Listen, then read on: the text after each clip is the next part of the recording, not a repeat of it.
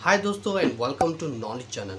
मेरा नाम सलमान है और आज की ये वीडियो मैं बनाने जा रहा हूँ टाइप ऑफ कम्युनिकेशन के ऊपर। इससे पहले भी मैंने टाइप ऑफ कम्युनिकेशन के ऊपर वीडियो बनाई है जिसमें मैंने सिर्फ वर्बल कम्युनिकेशन को डिफ़ाइन करने की कोशिश की थी, और आज की इस वीडियो में मैं कोशिश करूँगा कि आपको नॉन वर्बल कम्युनिकेशन बहुत ही आसान लफ्ज़ों के साथ बता सकूं।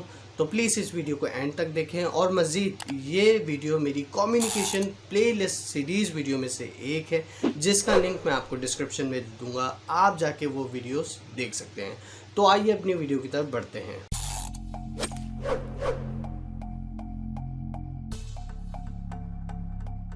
जिस तरह हमने पिछली वीडियो में देखा था कि कम्युनिकेशन ट्रांसफ़र करना हमारे लिए कितना इम्पोर्टेंट है, तो अगर मैं आपसे कहूँ कि दुनिया की वो ज़बान कौन सी है जो कि हर जगह समझी जाती है पूरी दुनिया में, तो आप कहेंगे इंग्लिश। बिल्कुल भी नहीं, ऐसा नहीं है। दुनिया की सबसे बेहतरीन ज़बान जो कि हर जगह समझी जाती है उसे कहते हैं नॉन वर्बल लैंग्वेज। जैसे कि अगर मैं आपसे कहूँ कि ये क्या चीज़ है, तो आप कहेंगे कि मुझे वॉशरूम जाना है। नहीं, ये एक इंटरनेशनल साइन है जिससे आप दूसरे को बताना चाह रहे हैं कि मुझे अभी वॉशरूम यूज़ करना है। तो नॉन वर्बल लैंग्वेज वो लैंग्वेज होती है जो कि आपके जिस्म के ज़रिए या फिर आप अपनी एक्सप्रेशंस के ज़रिए जो है दूसरे तक वो बात पहुंचा रहे होते हैं। सबसे पहले बात करूंगा कि नॉन वर्बल कम्युनिकेशन की जा सकती है वर्बल कम्युनिकेशन के बगैर भी, लेकिन वर्बल कम्युनिकेशन नहीं की जा सकती नॉन वर्बल कम्युनिकेशन के बगैर। जैसे कि अगर मैं आपको कोई बात कह रहा हूँ तो मैं वर्बल कम्युनिकेशन के थ्रू आप तक अपने जो है वो जो मेरी इन्फॉर्मेशन है वो पहुँचा पा रहा हूँ, लेकिन मेरे हाथ, मेरे एक्सप्रेशंस और मेरी बॉडी लैंग्वेज के ज़रिए ही ये मैं बात आप तक पहुंचा पा रहा हूं। इसका मतलब ये हुआ कि वर्बल कम्युनिकेशन नहीं की जा सकती नॉन वर्बल कम्युनिकेशन के बगैर। समझ आई?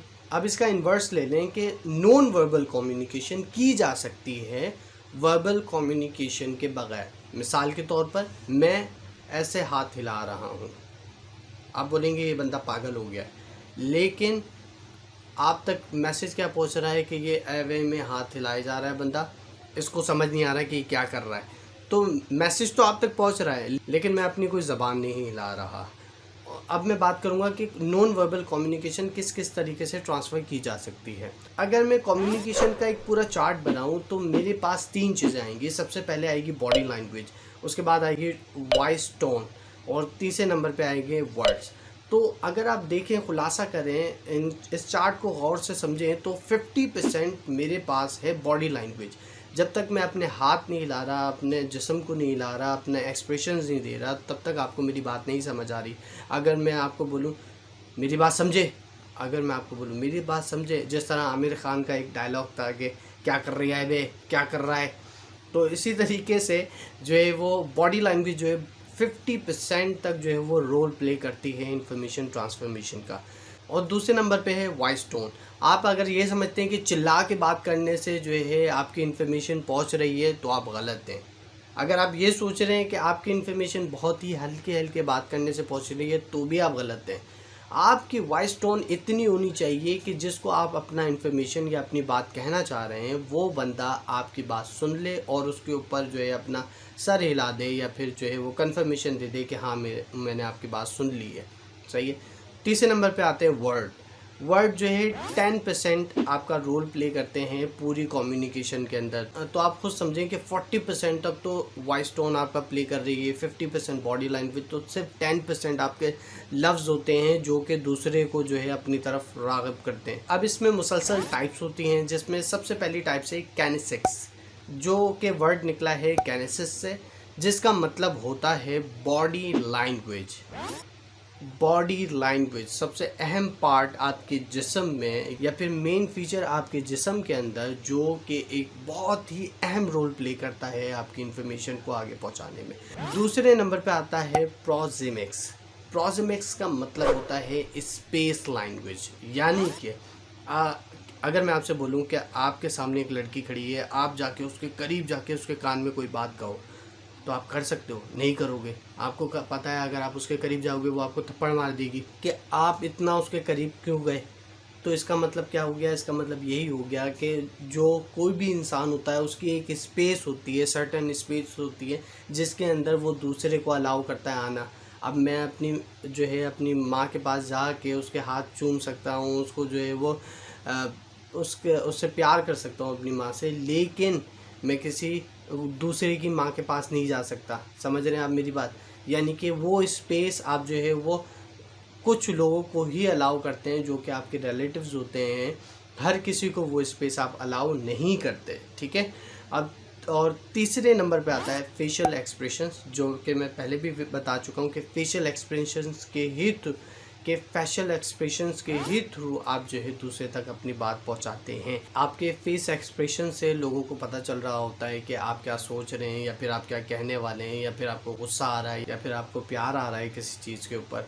नेक्स्ट पॉइंट है गेस्चर। अब आप समझ लीजिए कि आप मुझसे बहुत दूर खड़े हुए हैं, कैमरा बिल्कुल दूर है, मैं यहाँ पे हूँ।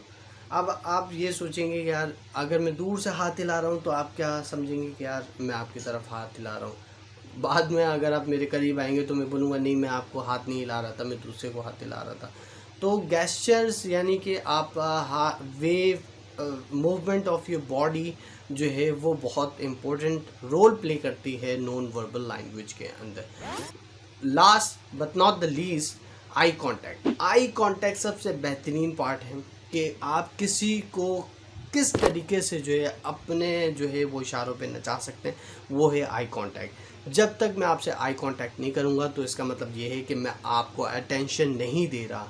अगर आपको किसी की अटेंशन चाहिए तो आंखों में देखो, अगर आंखों में देखोगे तो प्यार हो जाएगा। तो आई कांटेक्ट बेसिकली एक बहुत ही इम्पोर्टेंट रोल प्ले करता है आपकी जो है वो कम्युनिकेशन के अंदर। उम्मीद करता हूँ कि ये वीडियो आपको बहुत ही समझ आई होगी। अगर समझ आई तो कमेंट सेक्शन में ज़रूर बताइएगा, और इस तरह की इन्फॉर्मेटिव वीडियोस देखने के लिए मेरे चैनल को सब्सक्राइब करें ताकि आने वाली वीडियो का नोटिफिकेशन आपको मिल सके। Thank you so much.